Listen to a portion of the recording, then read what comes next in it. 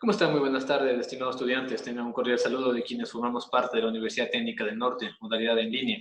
Es un gusto y un placer compartir un valioso momento otra vez con ustedes. En este lapso de tiempo vamos a hablar de la unidad 4, identidad y cultura. Mi nombre es José Arias y estamos listos para empezar. ¿Yo? Sobre las indicaciones generales, no se olvide silenciar su micrófono, por favor, y si tiene alguna inquietud, no se olvide en el foro dudas e inquietudes. ¿Sí? La agenda que veremos el día de hoy va a ser el paradigma de la identidad, las mujeres en la historia del Ecuador, Ecuador, un país plurinacional, nacionalidades y pueblos de la región amazónica, costa y sierra. ¿Sí? Empezamos. ¿Sí? El objetivo de esta unidad es analizar la identidad como un elemento sustancial para el reconocimiento de la individualidad del hombre y de las mujeres en un país plurinacional, cuyos pueblos y nacionalidades asentados en las regiones del Ecuador revelan el legado de mujeres insignes de nuestra patria. ¿Sí? Vamos con el paradigma de la identidad. Paradigma de la identidad. Identidad. Según el psicoanalista Erik Erikson, concibe la identidad como una experiencia de un individuo. Esto lleva a la autopercepción, ¿no? ¿Sí? Es un sentimiento de la mismidad, es lo que nosotros somos, o cómo nosotros nos identificamos, o cómo hacemos la diferencia entre todo un grupo grande, ¿sí? Es la continuidad del individuo que esto lleva a la autopercepción. ¿Quién soy yo? Esa es la pregunta con la que vamos a empezar. ¿Sí? Una autorreflexión de la construcción. Existen capacidades, potencialidades, y que concienticen cómo es el individuo, cómo son nuestras características, de qué nos diferenciamos o por qué somos iguales a otras personas, ¿no es cierto? ¿Sí? En el paradigma de la identidad defiende la idea de que todo individuo tiene una necesidad de pertenecer a un grupo. Esa es la idea inicial de la identidad, que nosotros queremos, o siempre ya nacemos con esa percepción de que queremos pertenecer a un grupo, según nuestras creencias, ideologías o costumbres, siempre y cuando compartamos esas características, ¿no? ¿Sí? Esto de aquí se origina por unos sociólogos, en este caso, Henry Taft Leff y John Turner, ¿sí? Es una teoría de la identidad social. Y esto dice que sugiere que las personas se identifiquen como grupos, como de manera de elevar su institución positiva. Así los grupos le ofrecen un doble aporte. Por una parte nos ofrecen una identidad cultural, referida a saber quiénes somos y dónde venimos, y por otra parte nos ofrece autoestima, pues nos hace sentirnos bien con nosotros mismos. Voy a explicar un poco más de esta teoría de identidad social. Es, por ejemplo, mientras nosotros estamos en nuestra ciudad, en nuestra hábitat, no nos identificamos porque siempre estamos con los mismos y en el mismo entorno, con las mismas costumbres, con las mismas ideas, ¿no es cierto? Pero cuando usted se va a otra ciudad, a otro país, ahí es cuando usted se da cuenta de su identidad. Porque ya no todos son los mismos que usted estaba relacionándose, ¿no es cierto? Hay gente diferente, con distintos pensamientos, con distintas ideas, con distintos dialectos. Entonces, en esto, aquí es cuando usted tiene su identidad social. ¿Quién es usted? ¿De dónde viene? ¿Y qué está haciendo en ese entorno totalmente distinto? Dentro del paradigma vamos con una pregunta. ¿Alguna vez se ha preguntado por qué en un partido de fútbol los seguidores de un equipo tienden a pelear con los del equipo contrario? ¿Sí? En la teoría de la identidad social permite explicarlo esto de aquí. Las ideas centrales de la teoría de la identidad social. Existe una categorización, en otras palabras, es una segmentación, una clasificación. Una vez que se clasifican estos individuos, se identifican entre ellos, ¿no? Hagamos cuenta que estamos nosotros identificados por la religión, estamos identificados por un partido político, por una ideología o simplemente por un barrio, ¿no es cierto? Una vez que nos categorizamos, llegamos a una identificación, nos identificamos, sabemos qué estamos haciendo en ese grupo y por qué estamos ahí. ¿Sí? Y a partir de ahí empieza otras ideas como la comparación, nos comparamos con otros, ¿sí? Podemos ser mejores, qué condiciones estamos, entonces eso nos hace llevar a que nosotros tengamos una identidad social. La categorización. Tendremos que agrupar a las personas y a otros mismos en grupos de pertenencia para así tratar de identificarnos según estos. Sí, se agrupa a las personas según alguna característica esencial. Si a usted le gustan los deportes, si a usted le gusta la lectura, si a usted le gusta la religión, entonces esa categoría le va a dar a usted, pero dependiendo de qué características la que usted escogió. ¿Sí?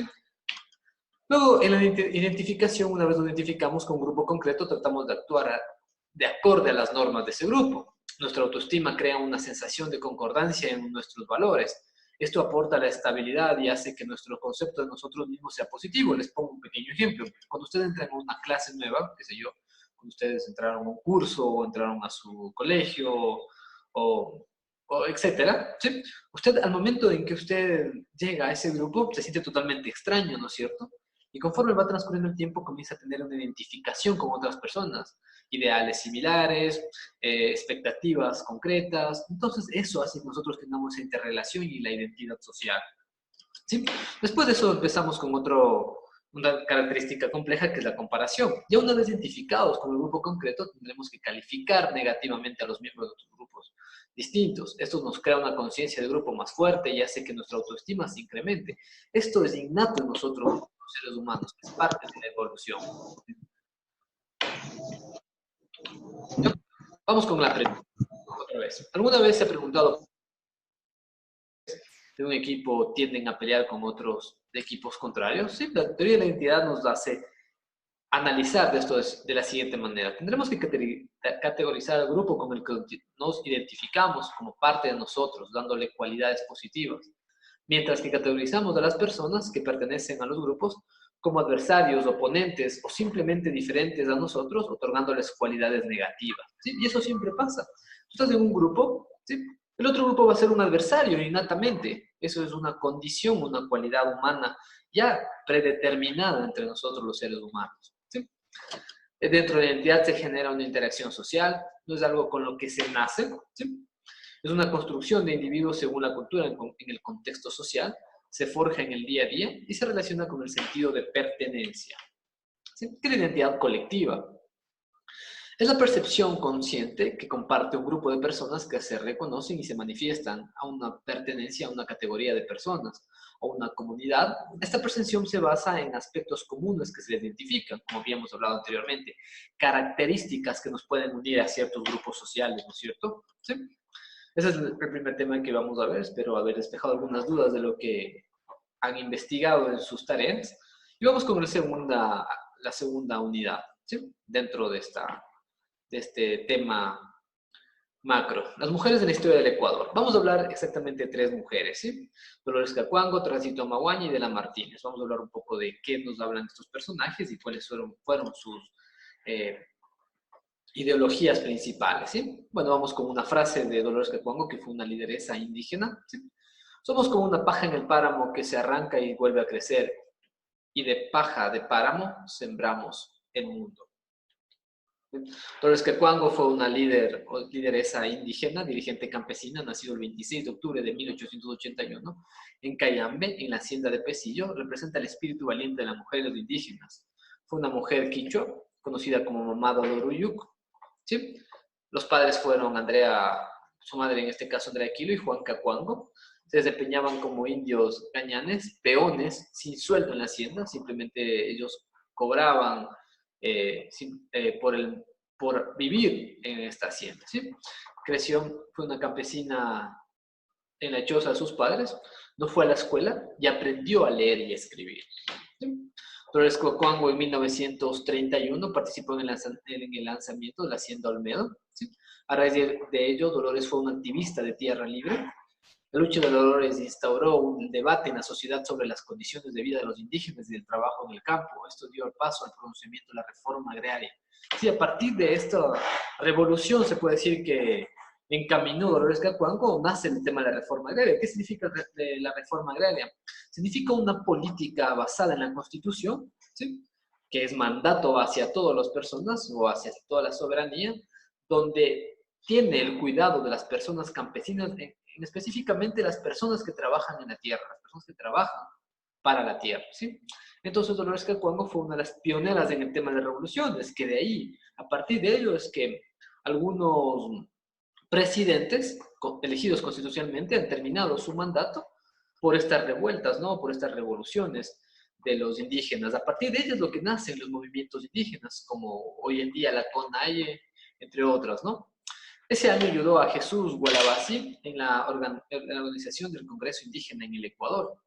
El presidente Isidro Ayora impidió la concentración de esta. Al regreso fueron acosados y le incendiaron sus chozas, dejándoles desamparados y sin hogar. A partir de eso es lo que nace su gen, o en este caso su don de la revolución, ¿sí? En 1934 fue activista en la campaña presidencial de Ricardo Paredes. En 1942 preparó en Cayambe un recibimiento Vicente Lombardo, presidente de la Confederación de Trabajos de Latinoamérica, ¿sí? Encabezó el asalto al cuartel de carabineros en Cayambe en mayo de 1924 y participó en la fundación de la Confederación de Trabajadores del Ecuador. En agosto, líderes indígenas de la sierra aprobaron la creación de la Federación Ecuatoriana de Indios. ¿Sí? A partir de ese es el primer nacimiento de la confederación, en este caso de un grupo revolucionarios indígenas que no estaban a favor, en este caso, de todo lo que significaba el proletariado y la burguesía. ¿Sí?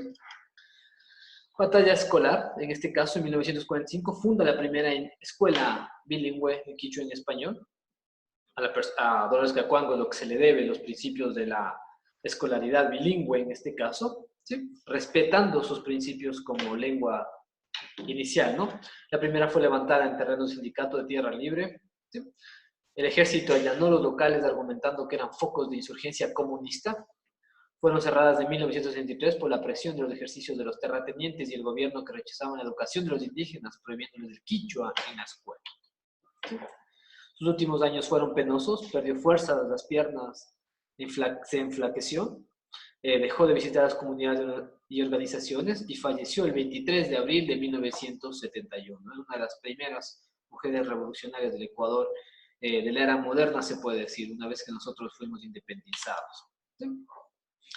Yo he viajado, he caminado por todos los lugares, pero jamás he negociado con la sangre de mis hermanos. Tránsito Maguaya, otra líder indígena, ¿sí? Vamos a hablar de ella, a que es un símbolo del movimiento indígena también, ¿sí? Tránsito Maguaña nació el 10 de septiembre de 1909 en la comunidad de Pesillo, en Olmedo, en Cayambe, ¿sí? Su madre fue Rosa Elena Maguaña, ¿sí? Luchó entre los años 1920 y 1970 y fallece el 10 de mayo de 1909. Lideró la primera huelga de trabajadores agrícolas que tuvo en sus albores de 1931 por el aumento salarial, por las jornadas diarias que eran 8, eso es lo que pedían ellos, y los descansos pedían un día de descanso.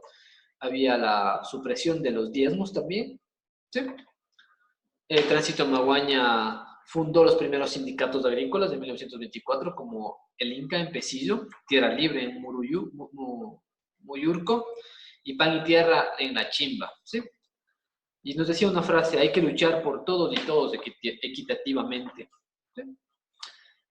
Uno de los logros principales de Tránsito Maguaña fue la aprobación del Código de Trabajo en 1936, la aprobación de la Ley de Comunas, ¿sí? Se estableció la defensa de la propiedad de las tierras comunales y organizó las escuelas bilingües junto a Dolores Cacuango y Luisa Gómez de la Torre.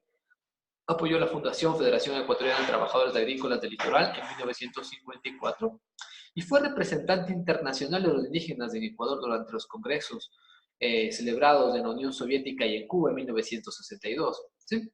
En este caso, a partir de estas revoluciones o de estas aprobaciones que se le da en base a la revolución que ella hizo con sus acompañantes, es lo que hoy por hoy llevamos códigos como la nueva reforma agraria o la Secretaría del Agua o la Secretaría de las Comunas, ¿no? ¿Sí?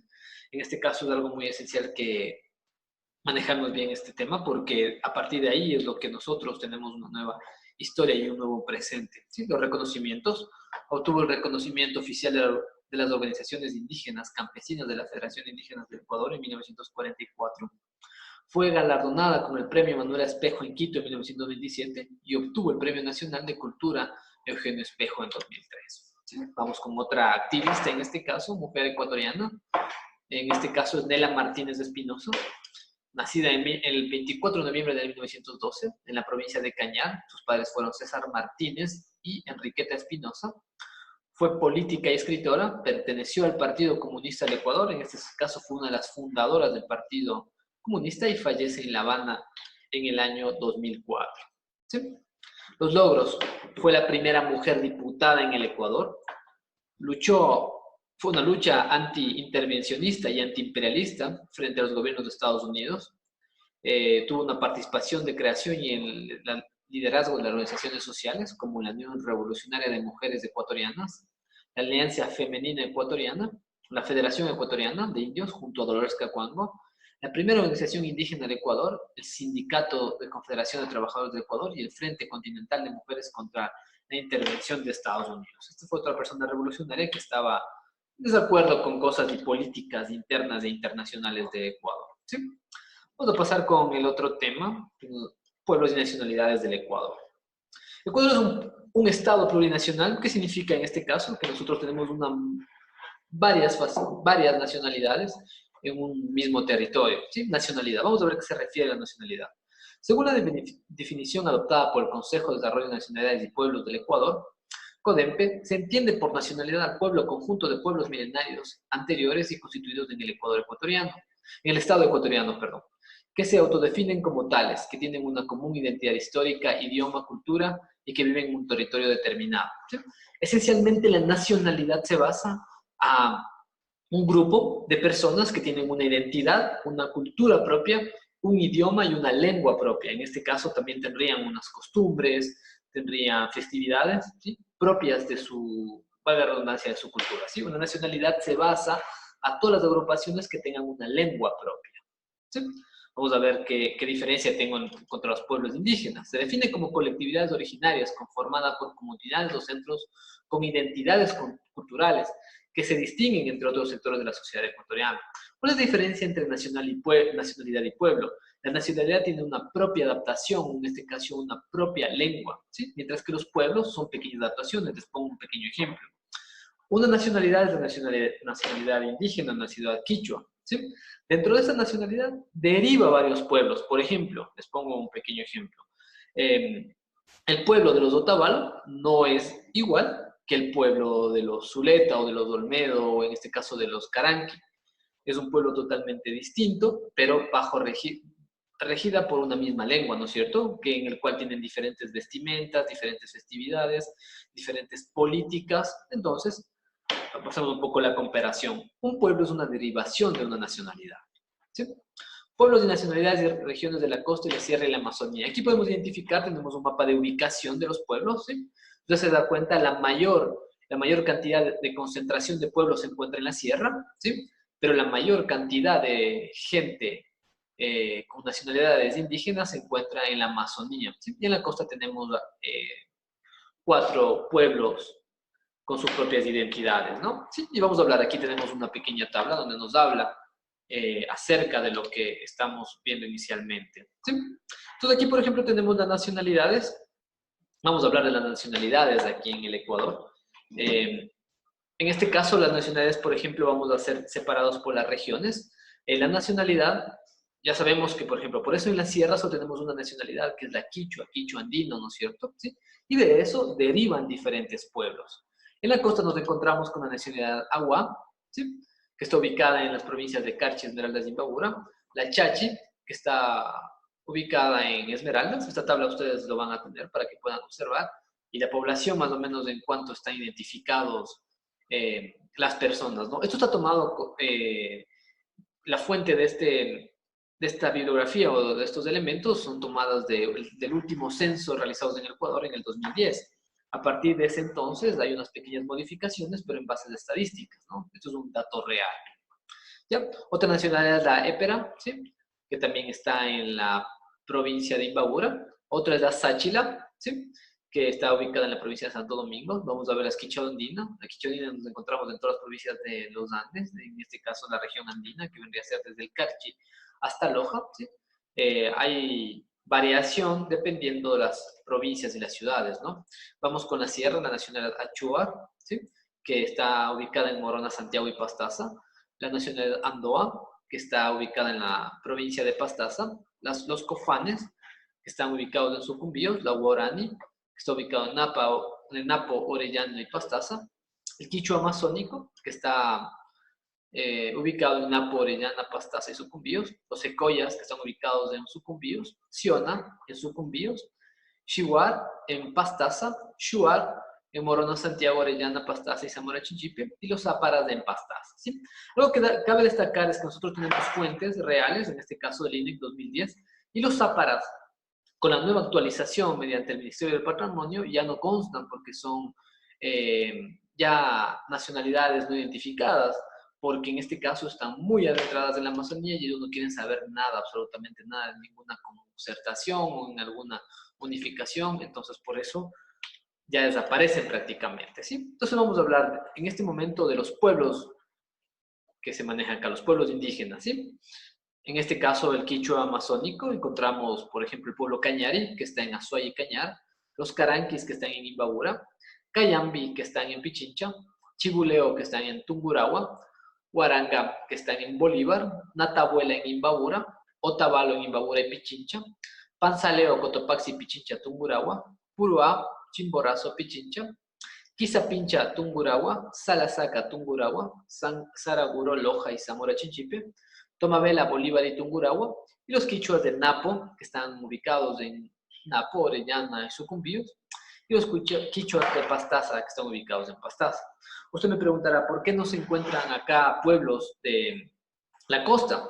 En este caso, pueblos de la costa, según el Ministerio del Patrimonio, están totalmente eliminados porque ellos perdieron identidad. Estas personas todavía tienen su vestimenta original, sus festividades, sus costumbres, sus políticas intactas, se puede decir. Mientras que en la costa, los Manta, Huancavilcas, los Puna y los Montubios son catalogados directamente como mestizos. Ellos perdieron su identidad por la evolución que tiene otra de las transformaciones sociales. ¿Sí? Dentro de la región costa podemos observar, están ubicadas 4 nacionalidades, la Gua, que está ubicado en Esmeraldas, Cachi y parte de Imbabura, los Chachis, que están ubicados en Esmeraldas, los de Pera, que están ubicados en Esmeraldas también, y los Sáchiras, que están ubicados en la provincia de Santo Domingo. ¿Sí? Aquí vamos a, de cada nacionalidad vamos a tomar de todas nuestras regiones vamos a tomar una nacionalidad por cada región, ¿sí? En este entonces vamos a hablar por la nacionalidad sáchila, ¿sí? Vamos a hablar un poco de las costumbres y tradiciones. Ellos realizan danzas acompañadas de su lengua nativa. El instrumento esencial para ellos es la madera de bambú y chonta. Y realizan una fiesta en común denominada la Casama, que es como el Año Nuevo, ¿sí? La vestimenta, en este caso, podemos ver cómo se utiliza. Utilizan una falda, una faldilla, le dicen ellos, de rayas horizontales, dependiendo de los colores, ¿sí? También utilizan achote para el uso es una especie de achote, ¿sí? Para el uso de cómo se pintan sus insignias, ¿no? En su cabeza y en su cuerpo. ¿Sí? También tenemos algunas cosas llamativas como collares, ¿sí? Una especie de capa o pañoleta que utilizan ellos. Y eso varía dependiendo del modo jerárquico que manejan ellos. En la alimentación, lo que encontramos muy esencial es el pan dado, ¿sí? El sancocho y la mala, ¿sí? Que es una especie de cerveza fermentada. En este caso, su lengua nativa es el safiki, que significa la verdadera palabra, ¿no? Es su propio idioma. Ellos tienen un idioma, por eso es una nacionalidad, ¿sí? En este caso, organización y sociopolítica, las comunas son organizadas y en este caso regidas por un jefe, en este caso su líder indígena, y puede ser la persona más vieja o el sacerdote de la comunidad, ¿sí? En la región Sierra está ubicada en el centro del país, la región con más pueblos y culturas indígenas que alberga, ¿sí? El quichua andino, vamos a repetir otra vez, Cañari, Caranqui, Cayambe, Chibuleo, Huarangá, Natahuela, Otavalo, Panzaleo, Puruá, Quizapincha, Salasaca, Saraguro y Tomabela. ¿Sí? En este caso vamos a tomar un extracto de todos ellos, vamos a hablar un poco de la nacionalidad quichuandino del pueblo de Otavalo. En costumbres y tradiciones tenemos dos costumbres y tradiciones muy marcadas, en este caso tres, perdón, que por ejemplo es la fiesta del Paucar Raimi, que eso es en el mes de marzo. En este caso, esta fiesta es por el solsticio de invierno, que justamente empieza desde el 21 de marzo.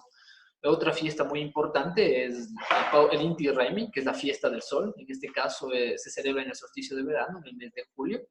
Algo muy interesante también son las noches, el baño sagrado que se maneja en el Inti Raymi y la fiesta del Yamor que utilizan ellos, que también es en septiembre. Esta fiesta del Yamor es por agradecimiento a los 12 maíces que cultivan ellos. ¿Sí? Todos estos de aquí se basan al agradecimiento que ellos hacen. La vestimenta, como podemos ver, en el hombre es más sencillo, simplemente un sombrero, un poncho y un pantalón claro y alpargatas, mientras que la mujer, en cambio, tiene más detalles, como las hualcas, la blusa bordada, ¿sí? En este caso, la guatarima, ¿sí? Que es una especie de tela puesta en la cabeza, y otros más detalles, ¿no? Como los collares, las manillas, ¿sí? Que hacen más relevante a eso. En su alimentación encontramos el plato del yamor, donde existe una chicha, está compuesto de una chicha de 7 variedades de maíz, mote, tortillas y empanadas, ¿no es cierto? Dentro de su lengua nosotros encontramos el roma shimi o el quichua. Este es un resultado de la fusión del quechua que llegó de los incas peruanos, ¿sí? Y en este caso su organización política se basa en la cosmovisión que da sentido con los ámbitos de vida y el universo, ¿no? Para ellos es un legado muy importante el tema de la Pachamama, de la runa, ¿sí? Para ellos son sus dioses. Y algo muy importante como política de convivencia es el amaquilla, ama shua y ama yuya, que dice no robar, no mentir y no ser ocioso, ¿sí? Eso es algo muy importante que se maneja en... Bueno, en la región amazónica vemos las nacionalidades de Shua, Randona, Confán, Guarani, ¿sí? Que ya habíamos hablado anteriormente, y vamos a hablar un poco de la nacionalidad Cofán. Estos cofanes ríen están cerca del río Cofai, ¿sí? Su ubicación se encuentra en la provincia de Sucumbíos, el idioma es del Ingae, ¿sí? O Cofán. Sus costumbres y tradiciones, ellos tienen la fiesta del Chonta Curo, si han escuchado, ¿sí? En este caso ellos son excelentes cazadores y muy expertos en el tema de la selva, ¿sí? Algo interesante, ellos, el matrimonio entre ellos desde a los 13 o 14 años, porque una vez pasado esto, las mujeres no son consideradas tan buenas mujeres, ¿sí? Es una política propia de ellas. En su vestimenta podemos ver que llevan algunas plumas, algunas cosas, y en este caso, las personas, los sacerdotes de las comunidades son las que se ponen esa plumita en medio de su nariz, ¿no? Sí. Dentro de la nacionalidad Cofán, algo muy importante es su alimentación. Ellos, por ejemplo, comen huevos de tortuga, ¿sí? Mezclados con morito y plátano hervido, para ellos es lo mejor que puede haber. Y en este caso, ellos como una tradición hacen la chicha, donde que mastican la chicha, la escupen y usted tiene que tomarla, ¿sí? Es algo parte de su cultura, no es un respeto que se le da hacia las personas adultas, ¿sí? La organización se basa en grupos de patriarcado, ¿sí? Tiene su líder político, chamán, es el líder religioso, y la unión de las mismas constituyó la organización indígena del COFAN en el Ecuador, ¿sí? Bueno, eso es todo. No se olvide de los lineamientos generales. Tenemos la cafetería en línea para el comunicado, cartelera en línea, perdón, para el comunicado oficial, todo lo que está pasando en la plataforma, la cafetera virtual, el área social donde usted puede hacer interacciones, y el trabajo colaborativo, en este caso, donde nosotros podemos ser su soporte y su ayuda en dudas y inquietudes, ¿sí? No se olvide que usted tiene que ser organizado en este tema de su educación, tiene que ser organizado, planificado, para que no se atrase con las tareas. Si tiene una tarea mal, no importa, continúe, no se quede ahí. Esto es un trabajo constante y de mucha dedicación. Aquí encontramos la bibliografía. Eso es todo. Muchísimas gracias y tengan una excelente noche. Ha sido un gusto compartir este tiempo con ustedes. Gracias.